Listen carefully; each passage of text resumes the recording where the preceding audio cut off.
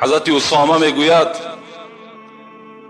یک روز میگد پیغمبر خدا در مسجد، تمام مردم در اطرافش جمع بودند و رسول اکرم بالای منبر برآمدگی بود و مردم از خدا و از پیغمبر خدا خبردار میکرد، از قیامت و از گور مردم میترسانید.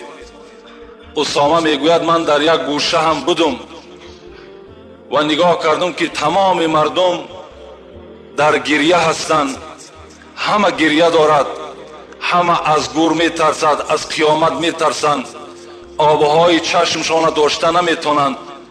اسامه میگوید من هر چی که میکردم آبی چشمم نمیریخت.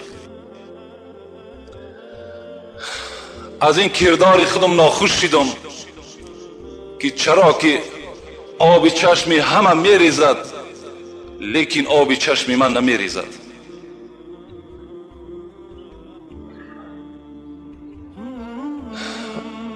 مجلس تمام شد، تنها نزد پیغمبر خدا آمدم. متن حدیث هم ته هست: یا رسول الله اشکو الیک من جمود العین. اسامه میگد آمدم نزدش، گفتم پیغمبر خدا یک شکایتی دارم. گفت چی شکایت داری؟ شکایتم همین است که چشمهای من یخ کردگی هست. جمود این از کلمه یخ است. چشمهای من یخ کرده است، هر حرکتی که میکنم از داخلش آب نمیبراید. رسول اکرم چی حالت باشد؟ پیغمبر خدا چیکار کردن؟ میگد اسامه میگد وضع یدیه علی صدری، دستش میگه پیغمبر خدا آورد بالای سینه من ده گذاشت و چی گفت؟ گفت اخرج یا عدو الله، ای دشمن خدا از دل اسامه بیرون شو. با مجرده که میگه این سخن از زبان پیغمبر برآمد، ای دشمن خدا از دل اسامه بیرون شو، ثم بکیتو، آبی چشم دیگر داشته نشد، آبی چشمم هم تریختن گرفت. میگد گفتم رسول اکرم این سبب در چی بود؟ در دل من چی بود که تو گفتی دشمن خدا از دل اسامه بیرون شو؟ چی بود در داخل دل من؟ رسول اکرم چی گفتن؟ اسامه گفتن جمود العین من قسوت قلبک، این چشمی که از تو یخ کرد آبش جاری نشد، این از سببش این است که اسامه دل تو سیاه شده بود. این ابعد الناس من الله القلب القاسی، پیغمبر گفته است بدرسی این که دورترین مردم از خدا کی هست؟ همون شخصی است که دلش سیاه است.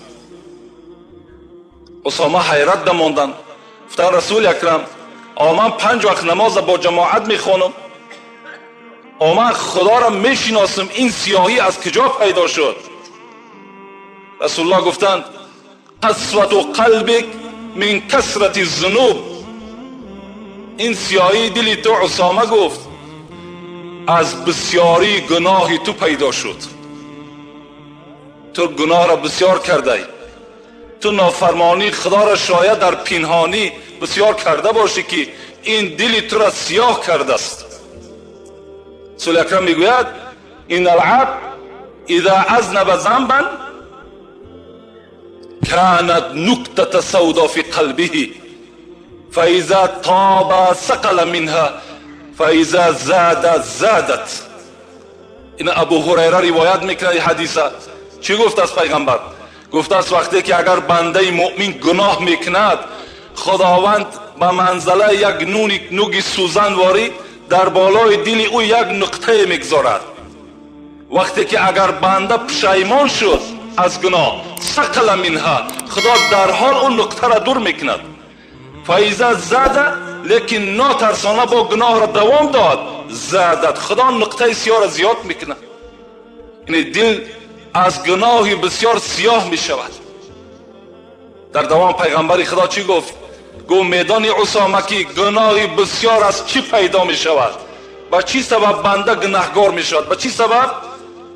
اسامه سوال کردن، گفت کثرت الذنوبک من نسیان الموت. میدانی گفت اسامه بسیاری گناهی تو، گفت اسامه پیدایشش از این است که تو مرگ فراموش کردی، تو مردن فراموش کرده، تو از این به خاطر هستی که تو بالای پات حرکت داری، امروز تنی صحت داری، لکن در پیش مرگ منتظر توست، تو از مرگ فراموش کردی. حضرت گفتن رسول اکرم بهر چی من مرگ فراموش کردم؟ چرا این طور شد؟ رسول الله گفت که من طول الامل، زیرا که در دل تو آرزو بسیار است، تو نقشه های بسیار که در دل داری، آرزوهای بسیار که در دل داری، از این خاطر تو مرگ فراموش میکنی.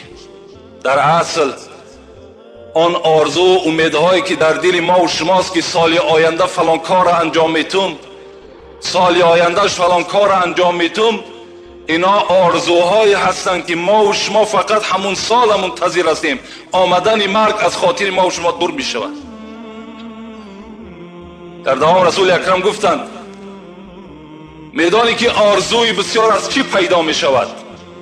اسامه گفتند نه یا پیغمبر، به علم خدا تو و خداوند داناست، از چی آرزوی بسیار از چی پیدا می شود؟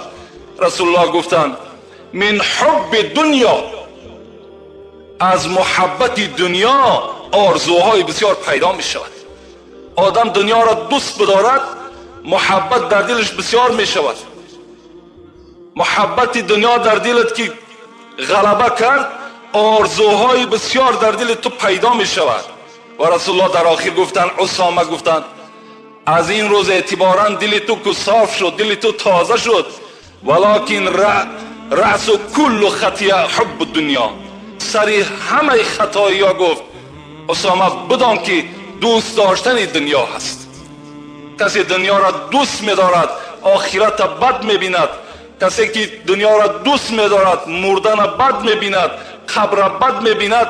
این چی است؟ این نشانه او هست که این آدم محبتی بر دنیا دارد، فکر میکند که در دنیا من ابدی هستم، یک تصور نمیکند که رسول اکرم کجا شد، یک تصور نمیکند که بهترین بعد رسول اکرم ابوبکر صدیق کجا شد، عمر کجا شد، عثمان کجا شد.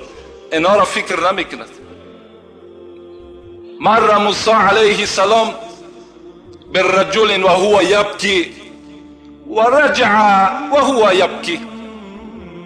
غزالی میگه در کتابش که روز حضرت موسی بر کوچه گذر کرد، سبب محبت دنیا را ببین که چی مکافات بر آدمانی که به دنیا محبت دارن، خدا چی مکافاتشون میداد. حضرت موسی میگه گذر کرد بر یک کوچه، نگاه کرد یک جوان با چنان گریه دارد، با چنان گریه دارد.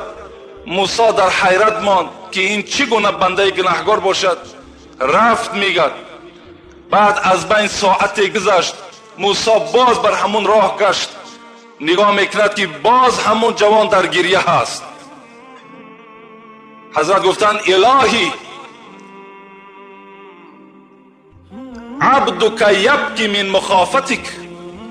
خدایا گفت این بنده را من نگاه کردم ساعت هاست که گریه میکند، این بنده تو از تو میترسد، خدایا مغفرتش کن. لکن از جانب خدا چی آمد؟ موسی لو سال دماغه مع دموع عین و رفع یدیه حتی یسقطا لم اغفر له. موسی گفت اگر همین بنده که گریه دارد، اگر چنان گریه کند که چشمش قاق شود، چنان گریه کند که از سیلابه آبش همه بینیش شسته ببرد، چنان گریه کند و چنان دستهاش بردارد که دستهاش از ساعتهای دراز قاق شود، لم اغفر له، او را من مغفرت نمیکنم.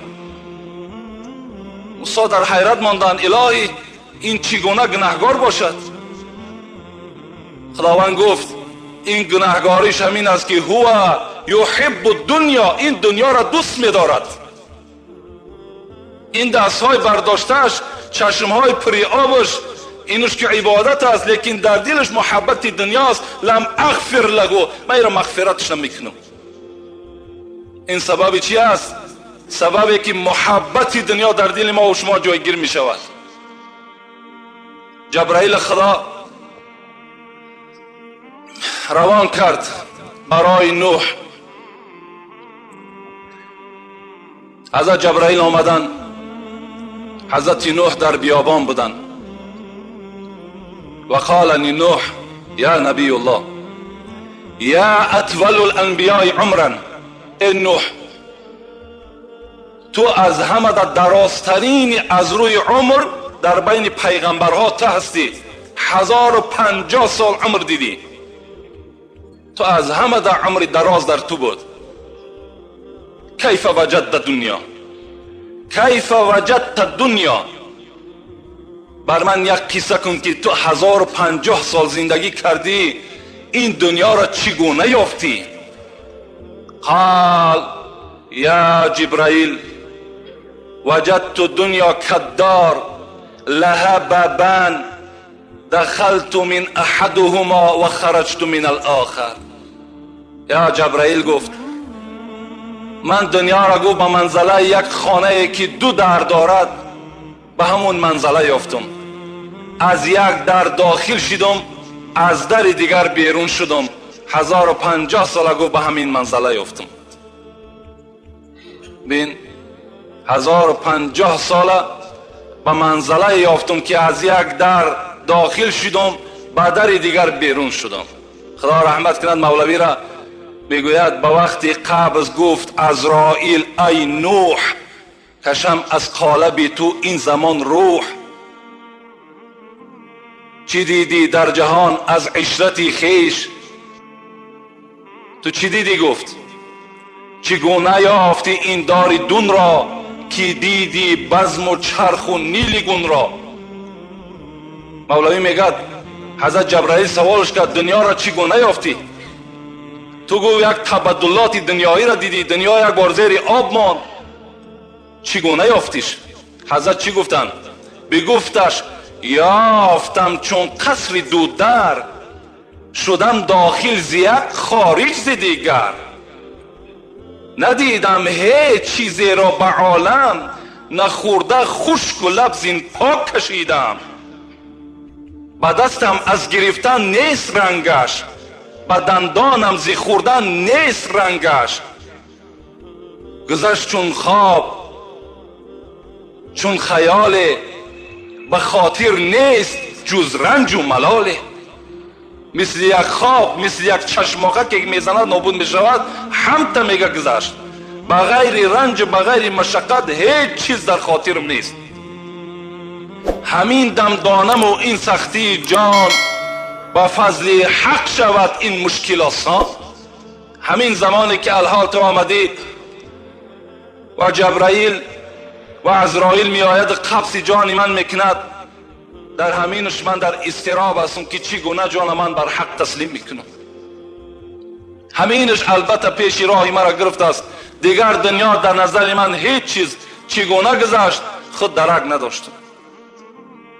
از این خاطر مولوی میگد نظر اول به حال پیش و پس کن، پس از وی دولتی فانی هوس کن. اول یک گرد اطراف تماشا کن، یک تاریخ دنیا را بخوان، بعد از آن محبتی بر دنیا میبندی یا نمیبندی این به عقل تو وابسته است.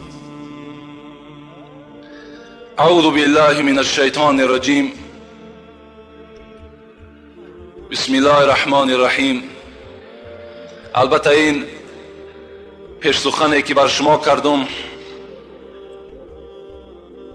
این درباره آن است که ما و شما امروز کار دنیا، مشغولیت دنیا ما و شما را به خودش مشغول نکند، ما و شما را به خودش جلب نکند، بلکه ساعت عبادت خدا را ما و شما فراموش نکنیم. در اون ساعتایی که عبادت خداست ما و شما مشغول کار دنیا میشیم. این دنیا همان دنیایی هست که تمام پیغمبرها را نوبت به نوبت چکار کرد؟ جواب داد. تمام عزیزان خدا را جواب داد، بر هیچ کدام او رحم و مشقت نکرد. این هم دنیا هست. رسول اکرم میگه لو تعدلوا مثل جناح بعوضة ما سقا کافرا منها شربة ما. خدا میگه که همین دنیا بچنان یک مخلوقی بد دیده شده است در نظر من که اگر همین دنیا قدر یک پری پشه در نزد من قدر می داشت، این کافرایی که امروز منکر خدا هستند، منکر قرآن هستند، من نمیگذاشتم که اینها یک قطره آب از این دنیای من بخورند. لیکن این دنیا در نزد من قدر ندارد، قیمت ندارد. برای همین هر کسی که هر کاری میکند کردن بگیرد، مگر از اونها من چکار میکنم؟ جزای اعمالی که در دنیا گذرانیدن از اونها من طلب میکنم. به گوریستان گذر، یک دم نظر بر اهل حسرت کن. سری حسرت پیچیدن در چاک گریبانی. به تاج و تخت و آب و رنگ این فانی چی می نازی که بعد از مدت اندک به خاک دهر یکسانی. گذر از آب و رنگ و دون بنای خانه دین کن. جهان ناید بکار اما بکار آید مسلمانی. این جهان بکارت نمیاد، بلکه بکارت چی می آید؟ این توشه و این مهنتی که تو بحر اسلامت کرده سی، اینها البته بر تو دستگیر می شود. این سینه ها بریان گشت از دست کی؟ از دست مرگ. این سینه ها بریان گشت از دست کی؟ از دست مرگ. این دیده ها گریان گشت از دست کی؟ از دست مرگ. ما را غضب کرده خدا، ما را غضب کرده خدا، از دوستان خود جدا.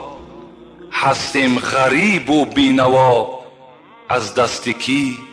از دست مرگ. در دشت ها آواره ام، در دشت ها آواره ام، چون غنچه صد پاره ام، خود بنده بیچاره ام از دست کی؟ از دست مرگ. من زهرها نوشیده ام، من زهرها نوشیده ام، چشم از همه پوشیده ام، زهراب غم نوشیده ام از دست کی؟ از دست مرگ.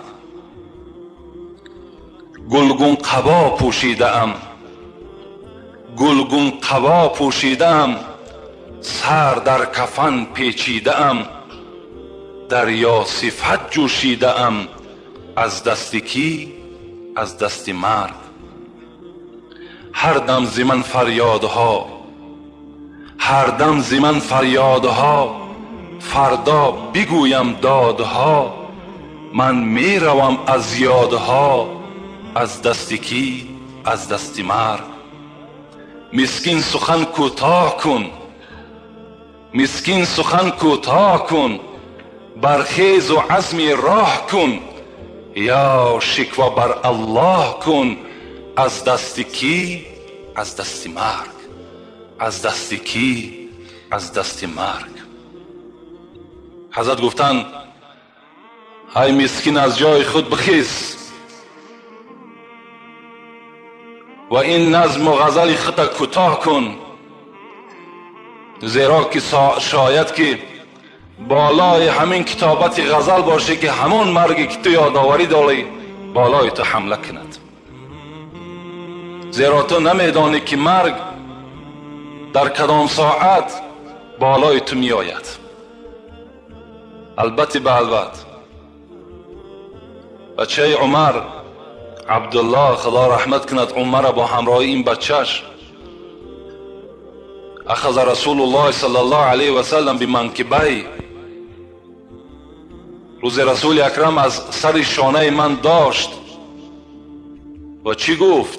و قال یا ابن عمر، ای بچه عمر، کن فی الدنیا کانک غریب او عابر سبیل. بچه عمر، من بر تو نصیحتی میکنم. نصیحت من همین است که در دنیا مثل غریب باش او عابر سبیل، یا مثل که یک آدمی که از راه گذرانده هست و میرود راه را تمام میکند، مثل همون باش. در دنیا خطا یا رونده راه حس کن یا مثل یک غریب حس کن. حضرت وقتی میگه این نصیحت من گرفتم و کان ابن عمر، و دائم همین بچه عمر چی میگفت؟ مردم میگفت اذا امسیت فلا تنتظر صباح و اذا اصبحت فلا تنتظر مساء. ای مردم، من از پیغمبر خدا یک نصیحتی گرفتم که بر شما خلاصه او را میگم. خلاصه این نصیحت پیغمبر این است که اگر شما در بیگاهی قرار داشته باشین، نفس خودتان تا سحر مهلت نتین. اگر بیگاه شما زنده باشین، شما 100% باوری نکنین که شما تا سحر زنده میمانین، همچنان باوری در دلتان پیدا نکنین. و اذا اصبحت، وقتی که اگر سحر شد تو از خواب خیستی، فلا تنتظر مساء، تا بیگاهی را جان اخته مهلت نتی. تا بیگاهی را باور نکن که من زنده هستم، بلکه چیکار کن؟ خذ من حیاتک لموتک و من صحتک لسقمک. حضرت نصیحت کردن ما و شما را که از این خاطر این حیاتی که بالاش مرگ هجوم دارد از دست شما میگیرنش، از این خاطر برای روز مردنتان این حیات غنیمت بشمارید. و این تن صحتی که قدم زنان به مسجد دوان دوان میآیین، این تن صحت هم غنیمت بشمارین برای روز چی؟ برای روز مرگتان. از این خاطر مسکین هم گفتن تیزتر غزل بود کن، شاید که این مرگ نامعلوم است که این ساعت بالای من میاد یا ساعت دیگر. مرگ خود چی معنا دارد؟ مرگ در قرآن به نام موت ذکر می شود که ترجمه فارسی زبان ما و شما موت این خود مرگ می دهد. مرگ چی معنا دارد؟ مرگ معناش همین است هر جا که سری خدا پیش کرد، اونجا بالای چیزی که اگر هجوم کرد اون چیز ناپدید و اون چیز از بین دور می شود. این مرگ هم تا مخلوقی هست که اگر بالای ما و شما که هجوم می کرده است، ما و شما را ناپدید و از بین می برده است. این معنای موت است، این معنای مرگ است. خدا در قرآن شاید 10 جا، شاید زیاده از 10 جا بر ما و شما تذکر می دهد، به ما و شما یادآوری می کند از موت. که من اولا افتتاح سخن را می خوام از ترجمه آیت ها بر شما برسانم. نظر به سوره عمران میکنیم، آل عمران. اعوذ بالله من الشیطان الرجیم. كل نفس ذائقة الموت.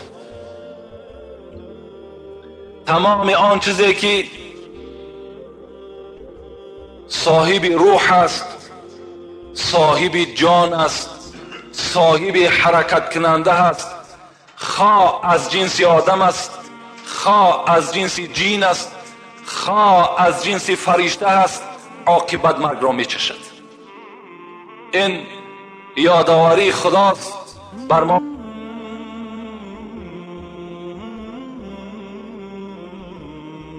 هر کی آمد به جهان اهل فنا خواهد بود، و باقیست خدا خواهد بود. بجز خدا دیگر هیچ زی روح در روی دنیا باقی نمی ماند. فقط و فقط دنیا از خدا بود و باز به سوی خدا رجوع می کند. سوره نحل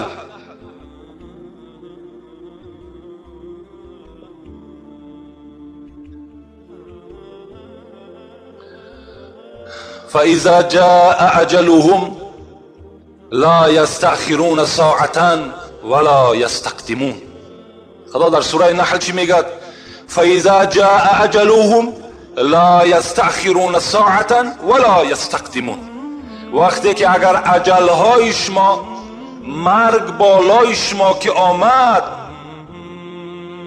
لا یستأخرون ساعتا ولا یستقدمون، هیچ کس حق ندارد این مرگ که من فرستادم او را 1 ساعت یا پیش برتاید یا 1 ساعت خفاش برتاید. هیچ کس حق ندارد. اجل آمد، با ساعت و با دقیقه و با ثانیه خودش باید که بالای بنده یا بالای چیزی نباشد هجوم خودش البته بکند. هیچ کس حق ندارد این مرگ از بالای آن چیزی که من روان کردم از بالای او بگرداند.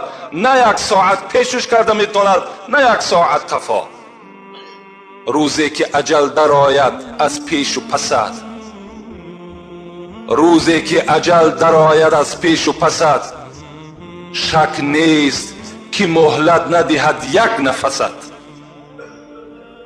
بین روزی که اجل در آید از پیش و پسد، شک نیست که مهلت ندهد 1 نفست.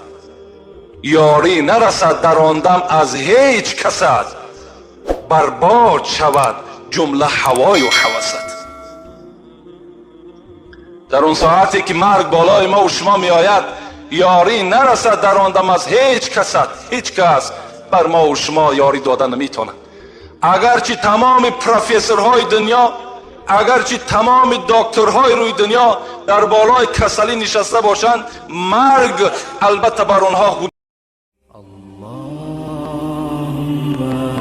صل على محمد وآل محمد حبيب الله. اللهم صل على محمد وآل محمد حبيب الله.